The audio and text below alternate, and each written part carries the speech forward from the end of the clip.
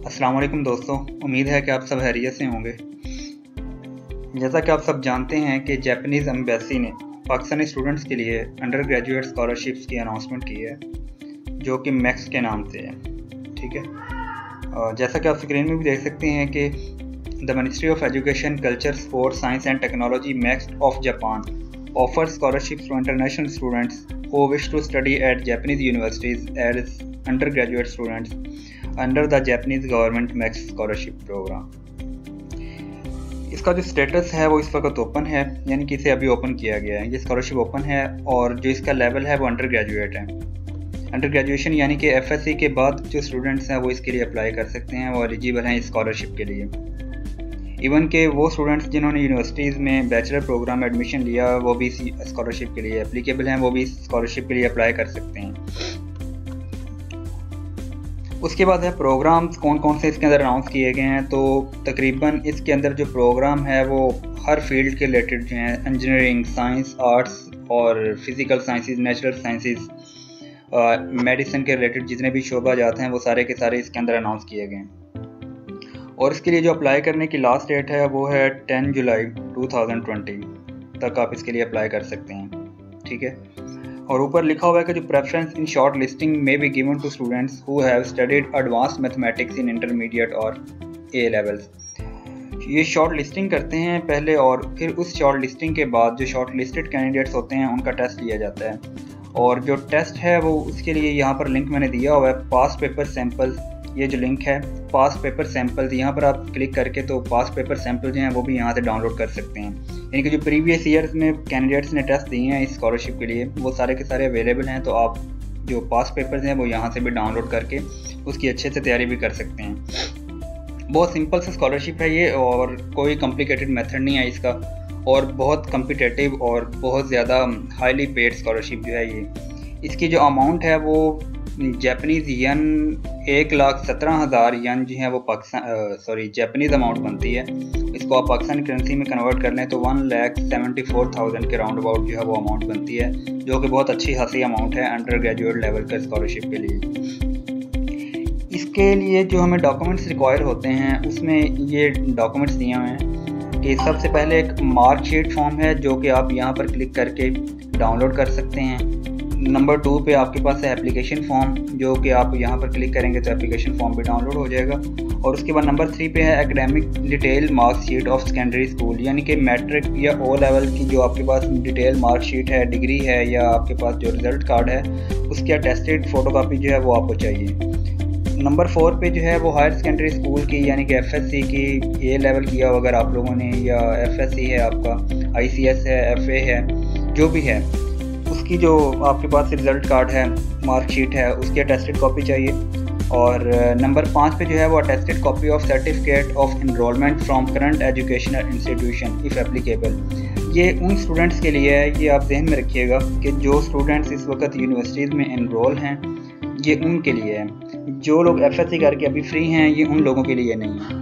और नंबर 6 पे है hope certificate issued by the institute for students whose final result is expected by August 2020। और इस majority में तकरीबन हमारे पाकिस्तान के बहुत ज़्यादा स्टूडेंट्स आते होंगे कि जो फर्स्ट ईयर का एग्ज़ाम दे के इस वक्त सेकंड ईयर के एग्ज़ाम देने के लिए रेडी थे, लेकिन चूँकि वो कोविड-19 की वजह से एग्जामिनेशन कैंसिल कर दिए गए हैं।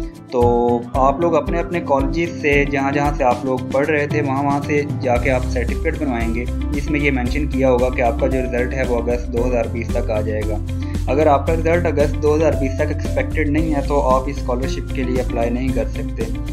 लिहाजा ये होप सर्टिफिकेट सिर्फ वही स्टूडेंट्स बनवाएंगे जिनका रिज़ल्ट एक्सपेक्टेड है कि वो अगस्त 2020 तक उनके पास रिज़ल्ट आ जाएगा कंप्लीट FSC का, वो लोग इस स्कॉलरशिप के लिए एलिजिबल हैं। उसके अलावा वो स्टूडेंट्स जिन्होंने ऑलरेडी FSC कंप्लीट की हुई है और कहीं एडमिशन नहीं लिया तो वो भी इस स्कॉलरशिप के लिए एलिजिबल हैं, क्योंकि उनके पास ऑलरेडी रिज़ल्ट मौजूद होगा तो वो भी इस स्कॉलरशिप के लिए बहुत आराम से अप्लाई कर सकते हैं। तो कोई मुश्किल चीज़ें नहीं हैं जो आपको चाहिए कि वीज़ा हो, पासपोर्ट हो, एट्सेट्रा, बहुत कॉम्प्लिकेटेड जैसे दूसरे स्कॉलरशिप में चाहिए होती हैं वैसे ही आपको बिल्कुल भी नहीं चाहिए। जैसे सीक्वेंस दिया हुआ है, मार्कशीट फॉर्म है, मार्कशीट फॉर्म भी मैं आपको नेक्स्ट वीडियोस जो है उसके अंदर फिल करना भी बताऊंगा और ये किस तरह की होती है वो सारा डिटेल में आपको बताऊंगा। और एप्लीकेशन फॉर्म जो है ये भी बहुत सिंपल सा है, ये भी मैं आपको कंप्लीट मेथड बताऊंगा कि ये आपने कैसे फिल करना है, किस तरीके से करना है। और मैंने ये एम्बेसी से पूछा था, तो एम्बेसी वालों ने बताया कि ये हैंड रिटन भी फिल किया जा सकता है और कंप्यूटराइज टाइप भी किया जा सकता है। कुछ लोगों को कंप्यूटराइज फिल करने में प्रॉब्लम फेस हो सकती हैं, तो वो जो है वो प्रिंट निकाल कर इसका हार्ड फॉर्म में, हैंड रिटन फॉर्म में भी फिल कर सकते हैं। ये कंफर्म है, मैंने एम्बेसी से रब्ता करके पूछा था। और उसके अलावा आपके पास मैट्रिक के रिज़ल्ट कार्ड और डिग्रीज भी होंगी, उनके टेस्टेड कॉपीज़ हमें रिक्वायर हैं। जिन लोगों ने ओ लेवल किया है, ओ लेवल का रिज़ल्ट कार्ड उनको चाहिए। इसी तरीके से जो एफएससी के स्टूडेंट्स हैं, जिनकी एफएससी कंप्लीट है, उनके पास तो कंप्लीट रिज़ल्ट कार्ड मौजूद होगा। और जिन्होंने फर्स्ट ईयर का एग्ज़ाम दिया हुआ था, उनके पास फर्स्ट ईयर का एग्ज़ाम का रिज़ल्ट कार्ड मौजूद होगा। और सेकेंड ईयर के लिए वो होप सर्टिफिकेट बनवाएंगे कि जी हमारा रिज़ल्ट कार्ड जो है वो अगस्त 2020 तक आ जाएगा। अगेन मैं आपको क्लियर करता जाऊँ कि ये जो होप सर्टिफिकेट है, ये आप अपने अपने रिस्पेक्टिव कॉलेजेस में जाकर बनाएंगे। उनके पास ये सारे सैंपल्स मौजूद होते हैं कॉलेजेस वालों के पास। वो जस्ट आपका नाम और रोल नंबर मेंशन कर देंगे कि, और ये बता देंगे कि जी आपका रिज़ल्ट जो है वो अगस्त 2020 तक मुतवक्को है आ जाएगा। तो ये आप लोग अभी बनवा लें, क्योंकि अभी बहुत टाइम है, 10 जुलाई 2020 तक इसकी डेडलाइन है। तो जितनी जल्दी हो सके आप चीज़ें रिक्वायर्ड हैं वो कंप्लीट करें। उसके बाद कुछ इंपॉर्टेंट इंस्ट्रक्शंस हैं कि सबमिटेड डॉक्यूमेंट्स जो हैं वो रिटर्न नहीं किए जाएंगे। अब सबमिटेड डॉक्यूमेंट्स की बात कहाँ से आ गई, तो ये भी अभी आपको मैं बताता हूँ कि ये कैसे है। उसके बाद है कि application should be unstapled and printed on A4 size paper, कि जो आपने एप्लीकेशन फॉर्म के प्रिंट निकालने हैं वो A4 साइज़ के पेपर पर निकालने हैं और उनको अनस्टेपल करना है, स्टेपलर नहीं लगाना, ठीक है। और certificates and documents other than those mentioned above will not be entertained या कंसिडर्ड। जो ऊपर उन्होंने डॉक्यूमेंट्स मेंशन किए हैं, उनके अलावा आपने कोई भी जो डॉक्यूमेंट है वो साथ नहीं अटैच करना। ये बहुत बड़ी बेवकूफ़ी वाली बात है कि उन्होंने कुछ मांगा ही नहीं तो आप क्यों साथ में अटैच कर रहे हैं। जो 5 या 6 चीज़ें ऊपर रिक्वायर्ड हैं, जस्ट वही आपने लगानी है और उनको स्टेपलर नहीं करना। और जो प्रिंट हैं वो A4 पेजेस पर निकाल कर आपने वो लिफाफे में डालने हैं और उनको सेंड कर देने हैं एम्बेसी में। वो कैसे सेंड करना है वो भी अभी मैं आपको आगे बताता हूँ।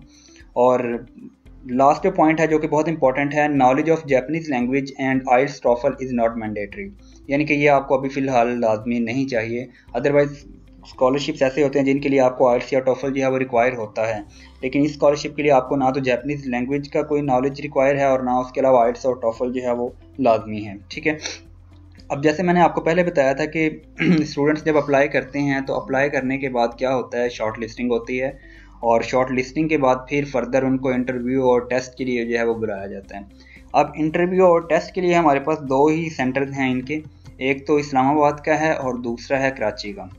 तो वो कैंडिडेट्स जो ये चाहते हैं कि अगर हम शॉर्ट लिस्ट हों और हमारा जो इंटरव्यू और टेस्ट है वो इस्लामाबाद में हो, तो उनके लिए ये जो चीज़ें हैं, ये जो मैंने अभी हाईलाइट की हैं, वो क्या करेंगे, अपने डॉक्यूमेंट्स को एक लिफाफे में डालेंगे और उसके बाद ये जो एड्रेस दिया हुआ है नीचे, MEXT UG scholarship application public affair section embassy of Japan 53-70 Ramna 54 diplomatic enclave 1 Islamabad, आगे जो उसका नंबर लिखा हुआ है।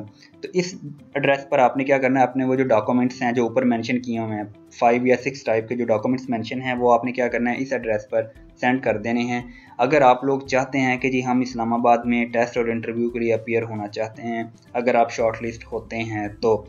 और नंबर 2 पे है, अगर आप लोग चाहते हैं कि जी हमें इस्लामाबाद दूर पड़ता है और जिन लोगों के लिए कराची सूटेबल है, तो वो लोग क्या करेंगे, उनके लिए ये एड्रेस दिया हुआ है कि मैक्स वही सेम है, लेकिन आगे एड्रेस जो है वो कराची कॉन्सुलेट का आ जाएगा।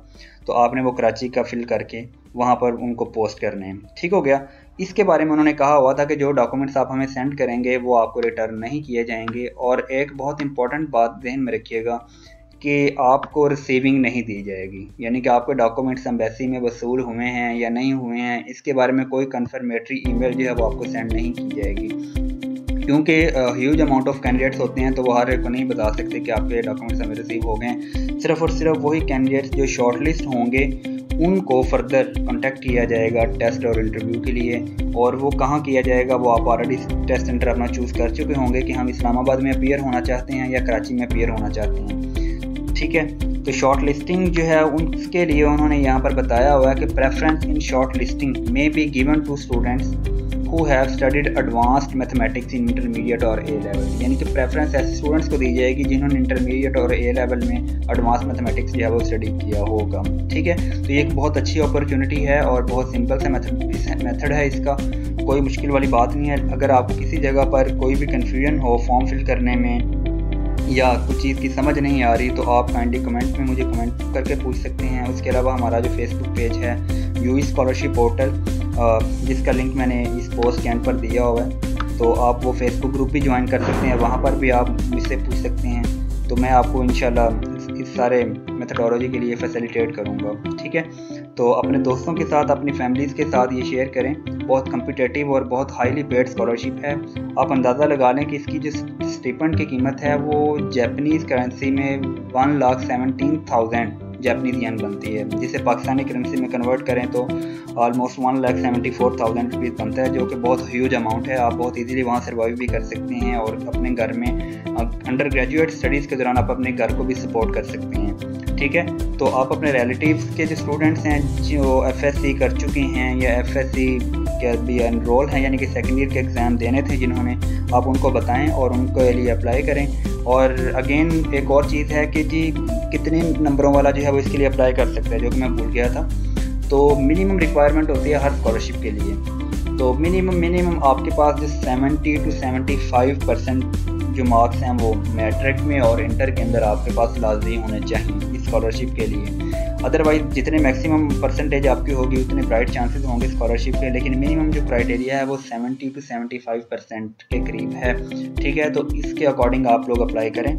बाकी जो फॉर्म है, एप्लीकेशन फॉर्म कैसे फिल करना है, उसके अंदर क्या क्या चीज़ें पूछी हुई हैं, मार्कशीट फॉर्म क्या है, उसके अंदर उसको कैसे फिल करना है, तो ये मेरी नेक्स्ट वीडियोस हैं और इनके जो लिंक्स हैं वो मैंने इसके डिस्क्रिप्शन में दे दी हैं, तो आप लोग ये वहाँ से भी जाकर देख सकते हैं वीडियोस को भी। और अगेन जो फॉर्म हैं वो आप हैंड रिटन में भी फिल कर सकते हैं। जिन स्टूडेंट्स को कंप्यूटर टाइपिंग में मसला है या उनके पास लैपटॉप या कंप्यूटर अवेलेबल नहीं है, वो फिर किसी फ़ोटोकॉपी शॉप पर जाके इसके प्रिंट निकाल कर लें और इसको हैंड रिटन फॉर्म में जो है वो कंप्लीट कर लें। अगेन सारा रिपीट करता हूँ कि ये डॉक्यूमेंट्स जो हैं, ये जो 5 या 6 टाइप्स के डॉक्यूमेंट्स इन्होंने दिए हुए हैं, ये हमें रिक्वायर हैं। ठीक है, जिनको आपने सबमिट करना है वो एक लिफाफे में डालकर, स्टेपलर नहीं करना, A4 साइज़ का पेपर के ऊपर प्रिंट निकालना है अपने एप्लीकेशन का।